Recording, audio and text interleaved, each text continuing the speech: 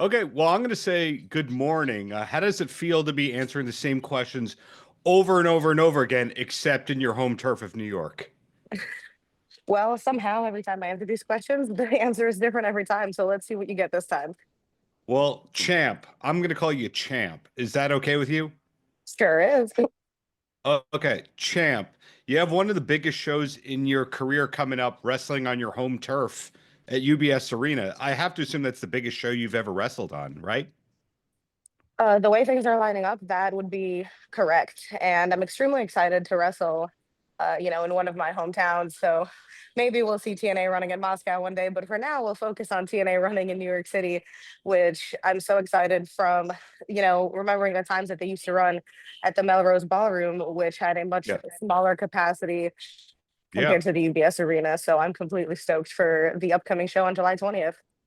It seems like for the past couple of years, you've been champion more often than not. So I'd have to imagine that your goals have changed. In other words, when you came to TNA, it was probably like, hey, I just want to have a job and be on television. And now you've been champ for such a long time. What are your goals these days?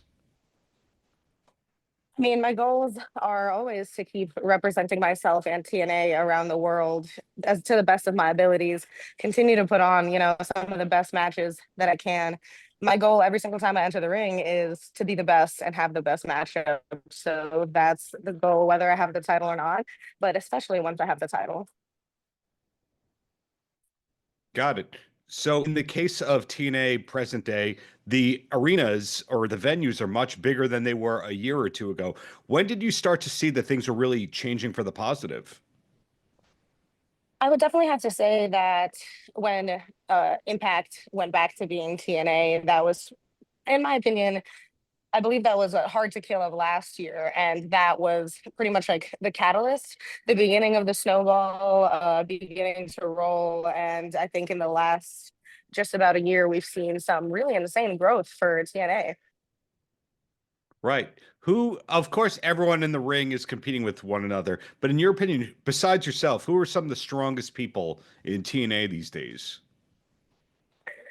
I, you really can't pinpoint just one or two people. I truly believe that TNA have the best roster around the world, not only in the knockouts division, but in the men's division as well.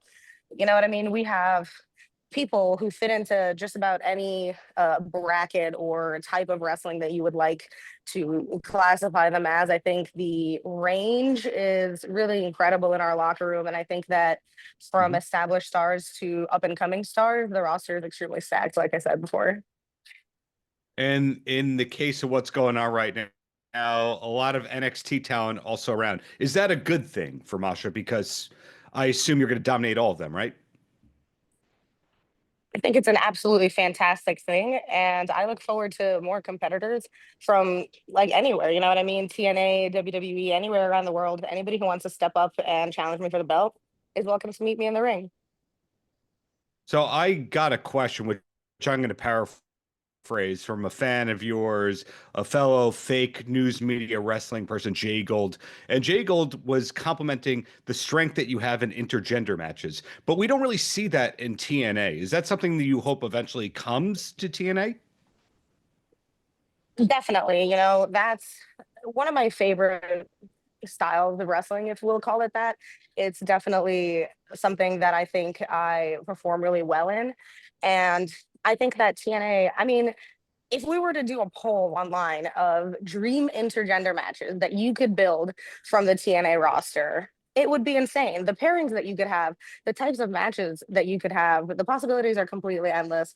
And just recently, I believe it was last weekend, I wrestled a TNA alumni, Amazing Red, at the Jersey J Cup. And that would be a match that I would absolutely love to bring to TNA. That's also kind of cool that you get to do independent events in addition to being such a headliner in TNA. In other words, you seem like you have a lot of free reign with your career these days. I would say that's definitely true, and that's a very big part of why I decided to sign with TNA Wrestling, back in 2021. The work I do in TNA is extremely important to me, but It is also important to me the work that I do on the indies, and I think that it's very important to have people like myself on the indies so that we can work with, up and coming wrestlers the same way that wrestlers who were ahead of us and when we were up and coming did for us back in the day. So that's fascinating to me. And these comments are intended that you're going to get the UBS Arena this day and a big venue in El Paso that day, and then a VFW hall, and then on TV. It's kind of like being highbrow and lowbrow at the same time. Yeah, I really enjoy that about my career. You know what I mean? I enjoy the different varieties of venues and opponents and places that I get to wrestle. It's obviously so cool to do big shows like we did in Detroit, Bound for Glory. And, just recently we did the show in Dallas, I believe it was, with Genesis.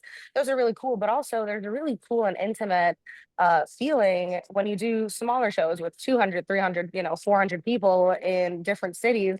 It's a different vibe. And I find that fans around the world in different cities and for different promotions bring a completely different energy. And it's so cool to get to connect with people and experience that. Sure. Well, three questions about stuff beyond TNA, and then I let you go. How does that sound? Sounds fantastic. Let's get it. Okay. Obviously, you have a lot of pressure in your career to maintain championship rank, to stay in shape, to travel. There's a lot of travel involved for what you do. But these days, what's your main hobby away from wrestling and your killer career these days? Well, I really enjoy more traveling. On Oh, top of all the traveling that I do for wrestling, I love to try to go places in between, little like trips that I have. So if there's any possibility between, say, an independent show and my next TNA show, to fly into town early and go see, places like national parks, that's something that I'm super interested in doing. I recently stayed in hmm. the Los Angeles area to visit Joshua Tree National Park again, one of my favorite places to visit around the United States. Got an annual park pass, so there's definitely more natural places and parks in my future. How many stamps do you have in the park passport pass thingy? So it's like a card now, so I don't think you get to stamp them anymore, which is a little tragic. There you go. So follow up to that as a travel person, where haven't you wrestled that you're still hoping you get to wrestle? Singapore sounds like a super cool place that I definitely had some intentions of going before COVID hit. So I'd really love to revisit that thought. Okay. One more question, then a last question, and then you're free. When it comes to cutting promos, are you ready to speak in Russian? Like, can you cut a promo in Russian and or other languages which we could be expecting to see you, be fiery in? Russian for sure. If you've seen any of the older work of promos that I've done with TNA, you can definitely catch me speaking a bunch of Russian. My Spanish was better before I moved to Japan and started learning Japanese, and then both of them fell down the drain. So I better get that Duolingo app fired up. Wow. Okay. And then the last question, what's the last concert that you went to?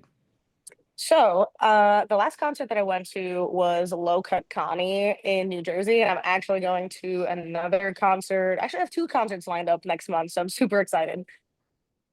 Wow. Are you allowed to say what those are, or we'll keep the stalkers away? We're gonna keep the stalkers away for now. Well, the bottom line is congratulations on your continued success. Looking forward to seeing where things go. And Masha, thank you for being a true original. Thank you for having me, and I'm excited to see where the journey takes me. Paltrocast.